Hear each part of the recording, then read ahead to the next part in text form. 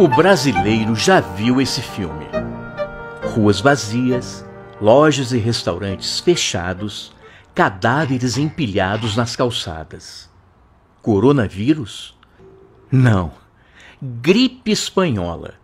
A pandemia que matou mais de 50 milhões de pessoas no mundo inteiro há pouco mais de 100 anos. Em 1918, a Primeira Grande Guerra Mundial estava acabando, deixando um saldo de mais de 5 milhões de mortos. Mas algo muito pior estava a caminho. A gripe espanhola, na verdade, não nasce na Espanha. Os primeiros casos surgem em alojamentos militares nos Estados Unidos e numa base inglesa na França. Mas como a imprensa dos países em guerra estava sob censura, a notícia da pandemia começa a aparecer mesmo nos jornais da Espanha, que não participava da guerra. A gripe, causada pelo vírus influenza H1N1, se alastra rapidamente pelo mundo e em setembro de 1918 chega ao Brasil a bordo do navio inglês Demerara. Mas é claro que existem teorias da conspiração que dizem o contrário. Foram os alemães que engarrafaram o vírus e jogaram nas praias brasileiras. De uma hora para outra, milhares de pessoas infectadas começam a morrer. Carlos Seidel, uma espécie de ministro da saúde daquela época, não dá muita bola e diz que a espanhola é apenas uma gripezinha de caráter benigno. Ele não decreta quarentena e ainda propõe censurar a imprensa brasileira, que leva pânico à população. Mas são justamente os jornais que revelam o que está acontecendo aqui e no resto do mundo.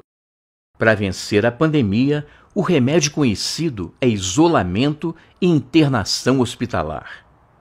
Como não há hospitais públicos no Brasil, o desespero é geral.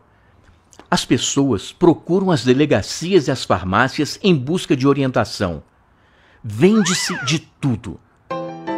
Água tônica de quinino, elixir milagroso, sabonete.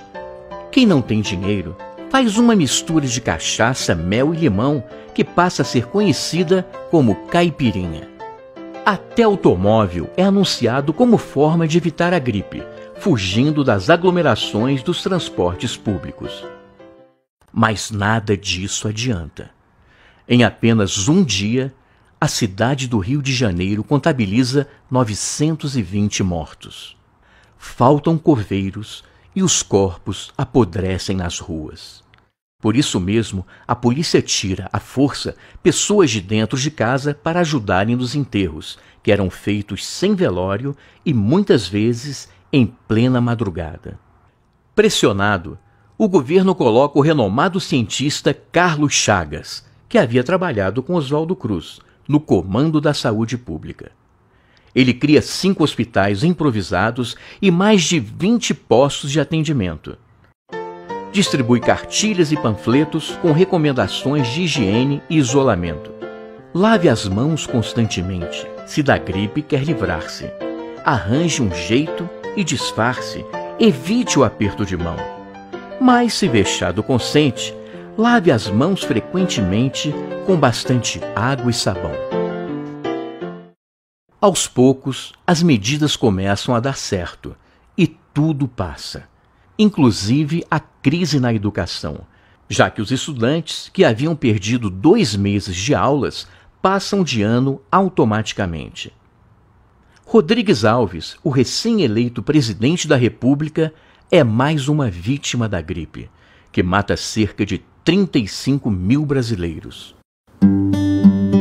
Só então, a saúde pública começa a ser levada a sério no Brasil, o que levaria à criação de um ministério em 1930. Como diria o pensador Edmund Burke, o povo que não conhece sua história está condenado a repeti-la.